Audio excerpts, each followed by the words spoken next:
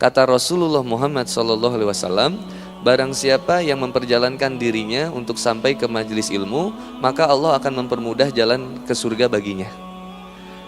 Lalu kemudian para malaikat akan datang di atasnya dengan membentangkan sayapnya, menaungi mereka semua di langit, untuk kemudian para malaikat ini senantiasa akan mengikuti dari rumah sampai pergi ke sini sampai kita balik lagi ke rumah. Dan Allah Subhanahu wa taala menjadikan apa yang ada di langit dan apa yang ada di bumi memohonkan ampunan bagi para pencari ilmu. Bahkan Allah jadikan setiap ikan yang ada di lautan semua mendoakan orang-orang yang senantiasa mencari ilmu. Mencari ilmu itu menjadi satu kewajiban bagi seorang muslim, karena ilmu menjadi syarat mutlak wajib bagi seorang muslim untuk mendekati kepada Allah Subhanahu wa taala, mencintai Allah dan juga mencintai Rasulullah Muhammad SAW. Pribadi seorang muslim bukan hanya sekedar status dalam WhatsApp, bukan hanya status dalam Instagram atau status dalam IKTP. Agama Islam tidak cukup, karena sebagai seorang Islam atau sebagai seorang muslim, syarat yang berlaku adalah setiap muslim wajib untuk senantiasa menjalankan perintah Allah dan menjauhi larangan-larangannya. Maka ketika seseorang sudah mulai menjalankan perintah Allah, menjauhi larangan-larangannya, maka dia disebut sebagai seorang muslim. Orang yang berserah diri, pasrah kepada Allah, gimana Allah aja. Berbicaranya dia mulai berhenti berbicara apa yang dia suka dan mulai berhenti berbicara apa yang dia tidak suka. Tapi dia mulai berbicara tentang apa yang Allah suka dan apa yang Allah tidak suka. Kalau kata Allah nggak baik, ditinggalkan. Kalau kata Allah baik, dia kerjakan, meskipun itu sulit baginya. Seberat apapun jalan meniti hijrah, tapi kalau kata Allah kamu harus berhijrah menjadi lebih baik, maka ada keridhaan Allah di dalamnya, maka laksanakanlah itu seberat apapun jalan itu untuk kemudian kita tempuh. Tapi jalan kemaksiatan, betapapun indahnya jalan kemaksiatan, lalu kemudian kita berusaha untuk menghindarinya, insya Allah kita akan mendapatkan ridho Allah. Tapi jalan kemaksiatan yang begitu indah, lalu kemudian kita jemput, bahkan kita semangat untuk menjemput jalan kemaksiatan itu, maka kemurkaan Allah ada di dalamnya. Maka ada seorang jamaah yang bertanya kepada saya, berbicara kepada saya, Kang Boni, di Arab wanita yang bercadar itu ternyata ada juga yang sebagai pelacur. Saya bilang, di Korea itu, waktu saya ke Korea kemarin, maaf ya. Oh, sorry ya. Jadi waktu aku ke Korea, waktu ke Korea di sana saya tidak menemukan pelacur. Lalu kemudian orang ini bilang, masa nggak ada pelacur di Korea? Kang Boni salah kali. Saya bilang, seseorang itu bagaimana hatinya. Kata Rasulullah Muhammad SAW, ala wa inna fil jasadi mudghah. Dalam diri manusia itu ada segumpal daging, yang kalau itu baik semuanya baik, kalau itu buruk semuanya buruk. Ala wahyal qalbu, itulah yang namanya hati. Maka yang Aa lihat itu dicari buruknya. Kalau biasa hati buruk, maka mata pun akan mencari buruk, setan pun akan menghantarkan kepada jalan-jalan yang buruk. Tapi kalau hati kita baik, meskipun ada di tempat maksiat, kita carinya orang-orang yang baik-baik. Gak ada waktu saya ke Korea cari pelacur, gak tertarik juga. Kalau ada ya mungkin dilihat sedikit ya, pengetahuan saja. Ya mungkin itu saja tausiah yang bisa saya sampaikan. Kita lanjut sama pertanyaan. Enggak ya. Ikhwan dan akhwat yang dimuliakan oleh Allah Subhanahu wa taala. Kenapa diam? Atas dasar cinta kita mengerjakan sesuatu. Atas dasar cinta kita berkorban untuk sesuatu. Atas dasar cinta kita melakukan sesuatu, atas dasar cinta kita berkorban untuk sesuatu. Hidup manusia itu mustahil tanpa cinta. Benar penempatan cintanya, maka benar hidupnya. Salah penempatan cintanya, maka akan salah kehidupannya. Kul in kuntum tuhibbunallah fattabi'uni yuhibbukumullah wa yaghfir lakum dzunubakum wallahu ghafurur rahim. Katakanlah Muhammad, jika kamu mencintai Allah, maka ikutilah aku. Ikutilah Rasulullah sallallahu alaihi wasallam. Maka kata Allah Subhanahu wa taala, yuhibbukumullah, maka Allah akan mencintaimu. Wa yaghfir lakum dzunubakum, bahkan Allah akan mengampuni dosa-dosamu. Kebahagiaan yang paling besar dalam berkehidupan di dunia ini dan di akhirat nanti adalah mendapatkan cintanya Allah Subhanahu wa taala. Nggak penting cinta dari Teh Desi, nggak penting cinta dari Teh Dewi, nggak penting cinta dari Kang Deni atau Kang Aldo.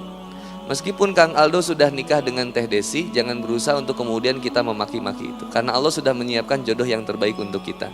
Ya, tidak usah membahas Aldo dan Dewi karena tidak penting ya. Allah sudah memberikan yang terbaik buat kita. Percaya nggak Allah kasih yang terbaik buat kita? Kenapa Iwan pada diem? Percaya nggak Allah kasih yang terbaik buat kita? Kalau dikasih hujan, masalah nggak? Dikasih panas, masalah?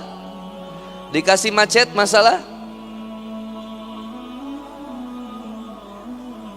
Dikasih panas, masalah? Dikasih dingin, masalah? Punya istri, masalah?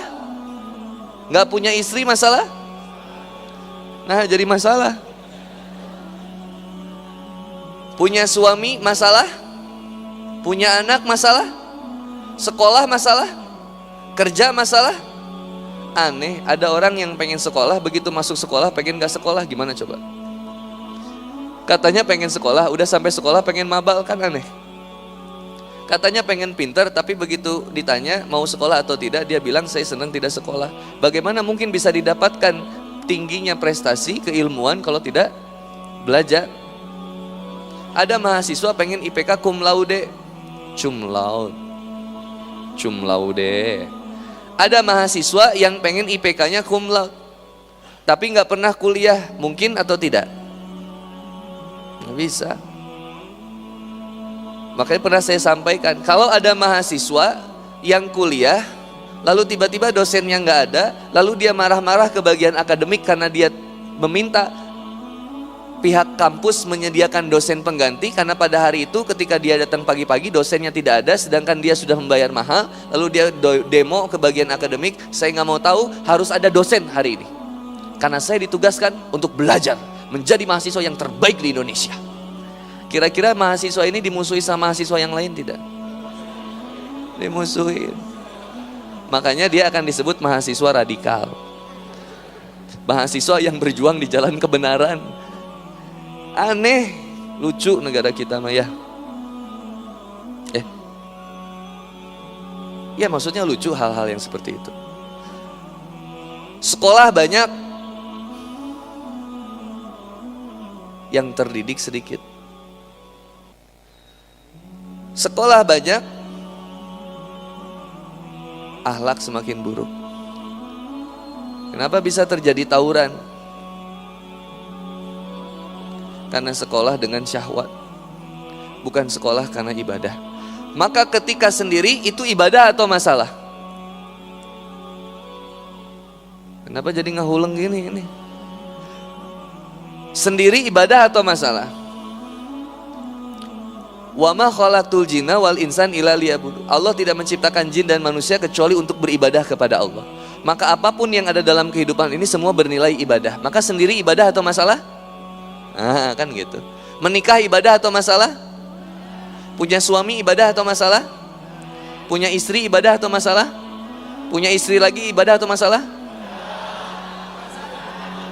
Kumaha ya, terjadi perbedaan pendapat ini. Yang itu tarik masalah, yang ini ibadah. Padahal jaromlo keneh, kan aneh. Ketika menikah kembali kemudian mendatangkan masalah, berarti tidak menjadi ibadah. Ibadah yang baik itu terjadi kesepakatan dan tidak ada pihak yang terlukai.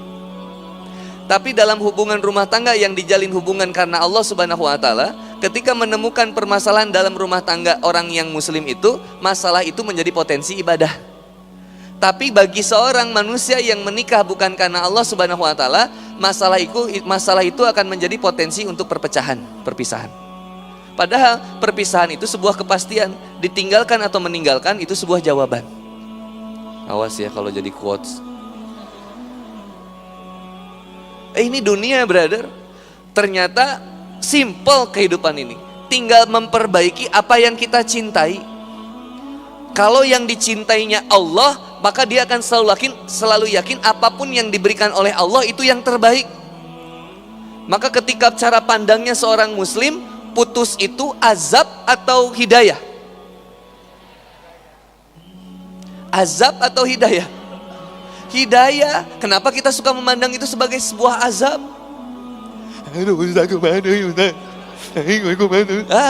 Azab itu.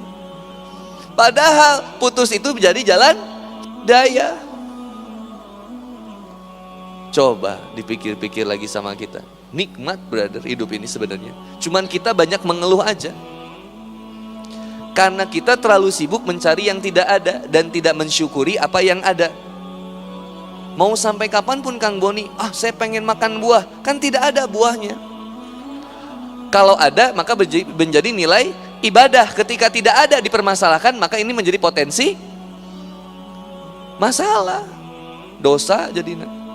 Panitia terbalik ini buah-buah acan tuh jadi potensi dosa. Tapi karena Kang Boni pengen jadi potensi ibadah, maka Kang Boni cukup bersyukur dengan apa yang ada dan bersabar untuk sesuatu yang belum ada. Belum ada, bukan tidak ada. Belum, karena bisa dihadirkan. Oleh siapa? Allah. Jangan panitia. Kalau panitia nanti kita jadi bergantung kepada makhluk. Nggak mau Kang Boni mah, demi Allah. Kang Boni mah hanya pengen bergantung kepada Allah. Mudah bagi Allah memberikan hidayah kepada panitia untuk membawakan buah-buahan. Mudah. Bener serius ini. Bener nggak? Mudah. Nikmat jadinya. Kalau udah ada cinta sama Allah, cara pandang kita tenang, enak. Nah Kang Boni lagi sama-sama latihan, brother. Pengen latihan berusaha bener-bener ngerasain cintanya Allah yang kadang saya nggak ngerti. Bentuk cinta Allah kok gini gitu. Yang kata Rasulullah Muhammad SAW, barang siapa yang menginginkan kebaikan, pasti Allah akan uji. Nah, ujian dari Allah Subhanahu wa Ta'ala ini kan kadang sesuatu yang tidak mengenakan bagi diri kita. Dan cara penguatan iman dan memperbaiki amal itu salah satunya menghadapi ujian. Bukankah dulu waktu kita belum hijrah, ketika kita naik motor, kalau banyak jalan macet itu kita banyak ngedubel, banyak ngelakson. Tapi karena sudah ikut sering kajian, udah hijrah, udah berusaha kemudian memperbaiki diri, ketika dikasih macet itu menganggapnya jadi potensi ibadah, jadi banyak zikir. Astagfirullah, astagfirullah, astagfirullah. Tin, astagfirullah, ya Allah. Dipepet, astagfirullah. Berubah intonasinya. Tapi minimal kan ada perbaikan. Mau ngelakson juga kan jadi gitu ya. Pencet jangan. Nggak penting dipencet juga lah. Nggak akan merubah nggak akan merubah sesuatu. Maka dia akhirnya nggak milih untuk ngelakson, khawatir zolim sama orang. Takut orang jadi kaget. Udah aja, nggak usah diklakson. Namun klakson ini kadang diperlukan untuk memperingati seseorang, kan bisa ya. Yang nyebrang diingetin tin, boleh. Tapi kalau udah klaksonnya tin, itu udah emosi. Kalau ngejaga hati itu salah satunya para pengendara motor, bijaklah dalam penggunaan klakson. Nahan tidak ngelakson itu berat. Itu cara ngelembutin. Pelatihan pengen dicintain Allah. Karena saya pernah kecewa berharap kepada makhluk, maka saya sekarang berharap kepada Allah, kan gitu ya. Kalau berharap kepada Allah nikmat. Kalau berharap kepada makhluk belum tentu nikmat. Teman-teman kesini ongkos sendiri? Ongkos sendiri? Ada yang ngongkosin? Ada. Ketika datang ke sini bayar parkir? Bayar. Yang naik Gojek bayar atau gratis? Bayar ya. Ada yang gratis. Ketika makan, dikasih makan atau beli sendiri? Nggak apa-apa jawab, bukan Jumatan ya. Nggak apa-apa, sing lepas aja. Kalau makan sendiri, beli sendiri, minum beli sendiri. Nah, coba beda sama saya. Saya bisa jadi makan dikasih, minum dikasih, ongkos digantiin. Kayaknya belum tentu. Maka jangan pernah berharap kepada makhluk, rugi. Mending berharap pahala dari Allah. Saya pernah kisahin belum? Yang saya ini Saya tausiah di daerah Cimahi. Mobil tuh udah, saya minjem mobil yang temen. Mobil itu udah di Saya mau tausiah ke salah satu komplek di daerah Cimahi. Saya nggak akan sebut kotanya. Udah sebut kota ya, Cimahi. Di daerah Cimahi. Nah ketika saya naik mobil itu, saya sendiri. Saya lihat bensinnya udah di Maka saya bilang, nih dalam hati pada saya bilang, nanti juga ada amplop, nanti digantiin. Kan saya sekarang nggak pegang uang. Nah nanti dari sana ada bensin. Nah lihat, begitu saya sampai tausiah saya, berapi-api brother. Ibu-ibu, bapak-bapak, ya, wah udah 2 jam tuh. Begitu saya pulang, naik ke mobil, biasa kan salaman. Ustaz, Masya Allah, jazakallah Ustaz, fi amanillah. Ya mangga, sekurang teh mana nomor amplop. Nah ya. Coba lihat, deg-degan gak? Saya masuk mobil, tutup mobil, muka kaca, ces. Pak Haji, mangga Pak Hajinya, mohon Ustadz mangga, fi amanillah. Aduh, cek anak teh. Di sana di depan ada puteran kan? Kurang teh puterkeun heula dihareup puterkeun dihareup. Ini kisah nyata. Diputerin dulu, balik lagi kan? Buka aja saya teh. Cermin yang kiri, kaca yang kiri kan? Pak Haji, mangga Pak Haji. Mohon Ustadz, singkah hade di jalan Ustadz. Mangga Pak Hajinya mohon insyaallah. Pak Hajinya mohon atosnya taya nuka kantunnya Pak Hajinya. Alhamdulillah. Ya. Enak gak berharap sama Allah? Coba, saya emang gak pernah minta buah-buahan. Nah, saya cuman yakin Allah akan memberikan apa yang saya butuhkan. Duh, saya dadah-dadah. Udah aja dadah-dadah. Ternyata sampai di jalan gak ada yang manggil. Dadah sih masuk orang teh. Diuji. Sampai rumah, udah sampai rumah, alhamdulillah qadarullah sampai rumah. Sampai rumah saya cerita sama istri saya, Mam, begini. Seserian nih Pak Majikan. Hari kamu dakwah buat siapa? Buat Allah, bukan berarti. Lihat, hati itu bahasa Arabnya salah satunya adalah kolbu. Sifat kolbu itu berbulak-balik. Papa niatnya pertamanya dakwah, diuji ngelihat bensin yang hampir habis, tiba-tiba niat papa bukan dakwah, pengen ngisi bensin, hina papa. Astagfirullahalazim.